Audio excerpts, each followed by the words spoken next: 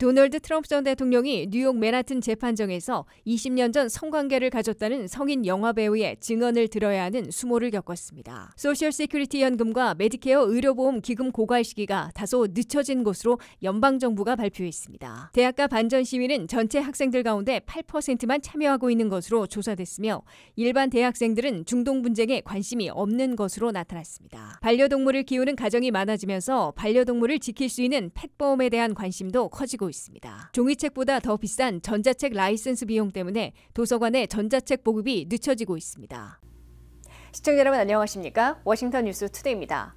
도널드 트럼프 전 대통령이 뉴욕 맨하튼 재판정에서 20년 전 성관계를 가졌다는 성인 영화배우의 증언을 들어야 하는 수모를 겪었습니다.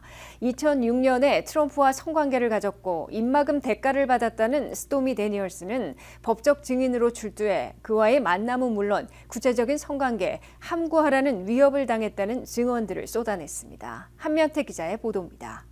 미국의 전현직 대통령으로서는 사상 최초로 형사재판을 받고 있는 도널드 트럼프 전 대통령이 18년 전에 그와 원치 않은 성관계를 가졌다고 증언한 스토미 다니엘스의 거침없는 법정 증언을 바로 옆에서 들어야 하는 수치스러운 순간을 보냈습니다.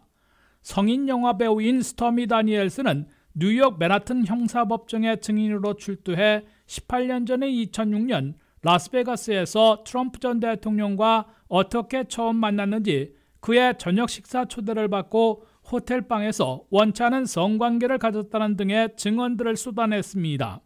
스토미 다니엘스는 자신이 배우 겸 감독으로 일하던 성인영화 제작사가 후원한 골프데이에서 사장의 소개로 트럼프 전 대통령을 처음 만났으며 곧바로 보디가드가 다가와 자신을 저녁 식사에 초대했다고 밝혔습니다.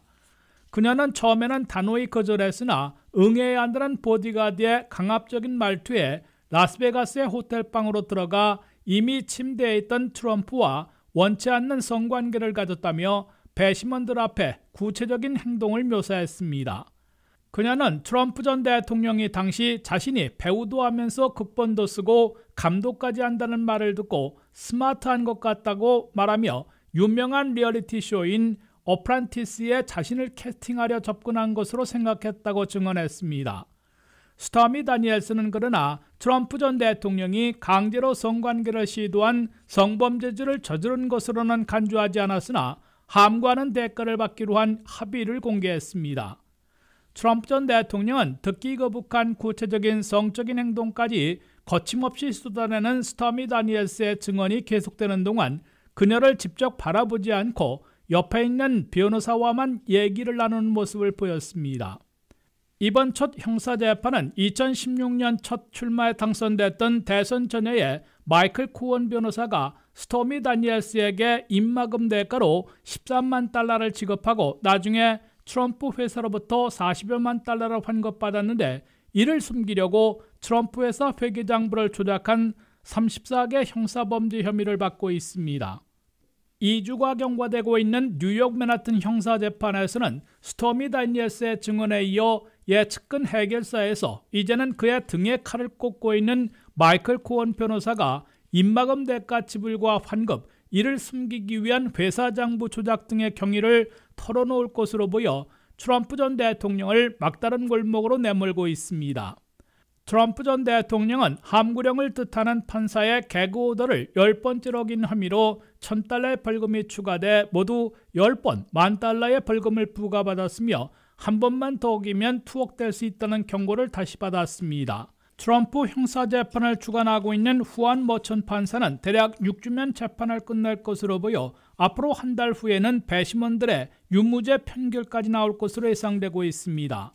USA 투데이의 설문조사 결과 미국 등록 유권자들의 65.1%는 트럼프 전 대통령이 유죄 판결을 받게 될 것으로 내다보고 있어 유죄 판결 시 11월 5일 대선에서 트럼프 지지표에 어떤 영향을 미칠지 주시되고 있습니다. WKTV 뉴스 한면택입니다. 기금이 고갈돼 혜택이 삭감되는 위기를 맞았던 소셜 시큐리티 연금과 메디케어의 고갈 시기가 경제 회복 덕분에 다소 늦춰진 것으로 연방정부가 밝혔습니다. 소셜 시큐리티 연금의 고갈 시기는 당초 2034년에서 1년 늦춰진 2035년으로 새로 설정됐고, 메디케어는 당초 2031년에서 2036년으로 5년이나 늦춰진 것으로 발표됐습니다. 미국의 두 가지 필수 복지 프로그램인 소셜 시큐리티 연금과 메디케어 의료보험의 기금 고갈 시기가 경제 회복 덕분에 다소 늦춰진 것으로 연방정부가 발표했습니다. 7,100만 명이 연금을 받고 있는 소셜 시큐리티 연금의 기금은 당초 2034년에 고갈되기 시작할 것으로 우려됐으나 1년 늦춰진 2035년으로 새로 설정됐다고 사회부장국이 밝혔습니다. 사회부장국의 마틴 오말리 국장은 미국 경제에서 특히 강력한 일자리 창출과 임금 인상, 낮은 실업률을 보이면서 사회보장세를 많이 납부했기 때문에 기금 고갈 시기를 1년 늦출 수 있었다고 설명했습니다.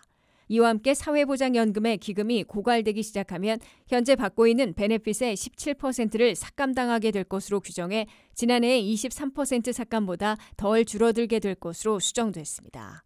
사회보장연금은 젊은 시절 10년간 일하며 사회보장세를 냈던 미국 거주자들이 은퇴 후 연금을 매달 받고 있습니다.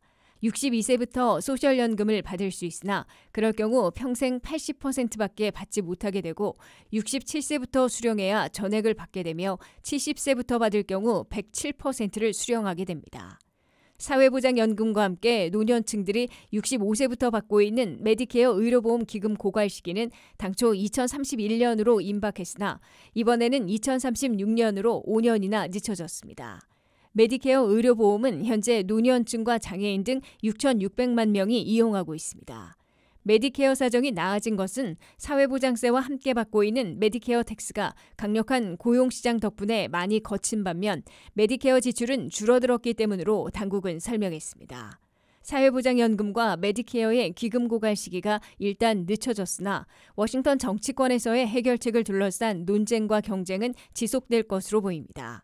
바이든 민주당은 트럼프 감세안이 2025년에 만료되는 데 맞춰 연소득 40만 달러 이하에 대해선 감세 혜택을 유지하되 부유층과 대형 파트너들, 대기업들에 대해선 세금을 올려 양대 복지 제도를 보강해야 한다고 강조하고 있습니다.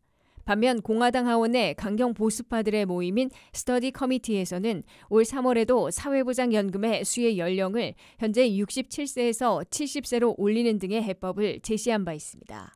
민주당 진영은 공화당 방안은 수천만 명의 사회보장 혜택을 삭감하려는 것이라고 비난하고 있고 공화당 진영은 민주당안은 세금을 올려 경제를 위축시키게 될 것이라고 반박하고 있습니다.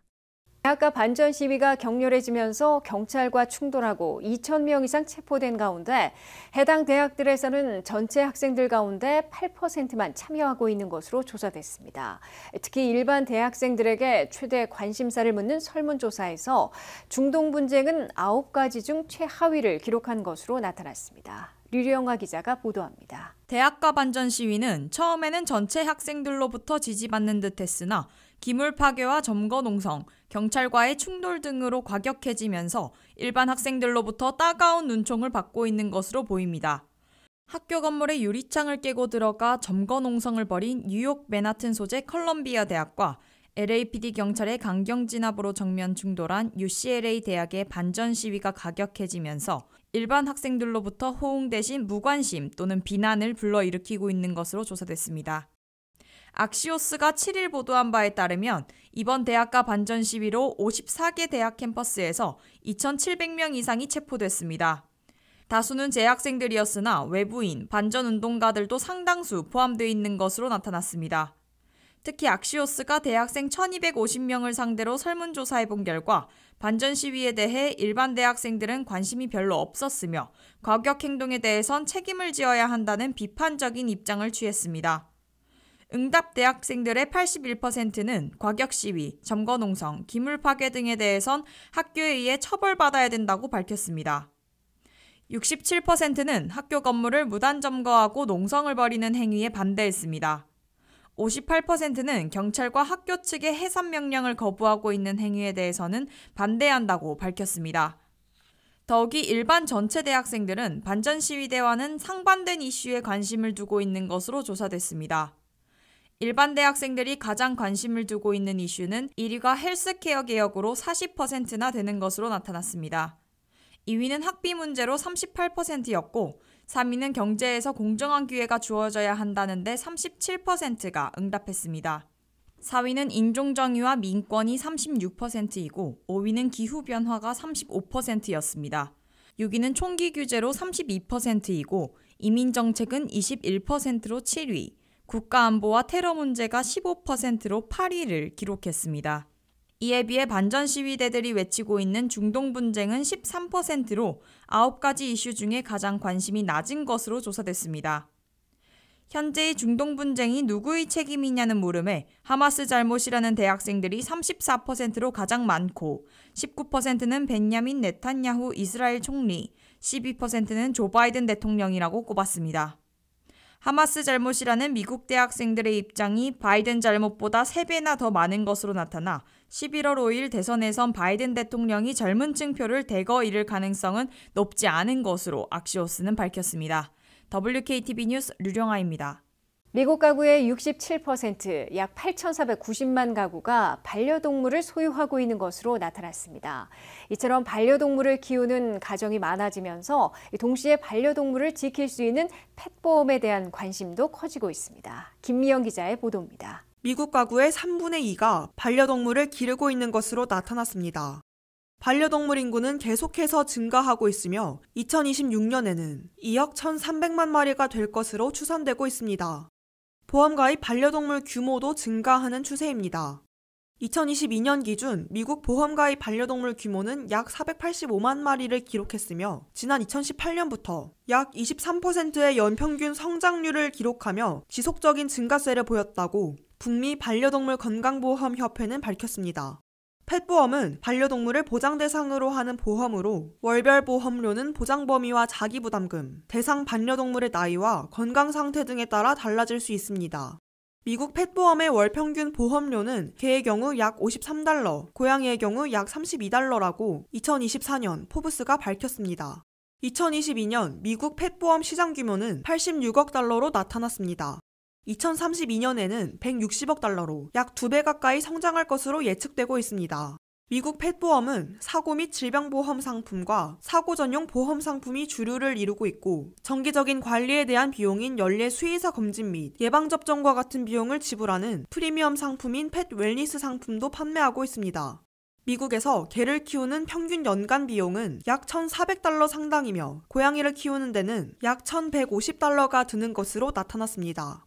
시장조사기관 마켓워치 가이드가 실시한 동물병원 응급방문 비용조사에서 미국 반려동물 보유 인구의 약 32%가 동물병원 응급방문에 최대 $500를 지출하며 20% 이상이 $1,000 이상을 지출하는 것으로 나타났습니다. 응급상황별 치료 예상 비용은 위장 문제의 경우 최대 $29,086, 암은 최대 $21,644, 중이염은 최대 $12,954까지 발생할 수 있습니다. 이렇듯 값비싼 진료비를 충당하기 위해서 펫보험은 반려동물을 키우는 가정의 좋은 선택지입니다. 펫보험에 대한 관심과 가입률 증가세는 향후에도 지속될 전망입니다. WKTV 뉴스 김미연입니다. 각 주의 도서관에서는 전자책 보급률을 높이기 위해 치열한 노력을 기울이고 있지만 진전이 거의 없다고 토로하고 있습니다. 전자책 출판사들이 전자책 라이센스 비용으로 도서관에 많은 비용을 요구하고 있어 이들 사이 분쟁으로 이어지고 있습니다. 이 때문에 이용자들도 전자책 대출이 쉽지 않게 되면서 도서관들의 협상을 도울 법안들이 상정되고 있습니다. 안혜린 기자입니다. 각 주의 도서관들은 전자책 보급을 높이기 위해 노력하지만 전자책 출판사는 도서관에 2년마다 또는 26번의 대출 후 전자책에 대한 라이센스를 갱신하도록 요구하며 도서관에게 많은 비용을 요구하는 정책을 쓰고 있어 도서관의 전자책 보급이 늦어지고 있습니다. 이로 인해 고객은 전자책, 특히 베스트셀러의 대출이 제한되며 도서관 측은 전자책과 오디오북을 빌릴 수 있는 라이센스의 갱신 비용이 엄청나기 때문에 앱 제공을 중단하고 있습니다.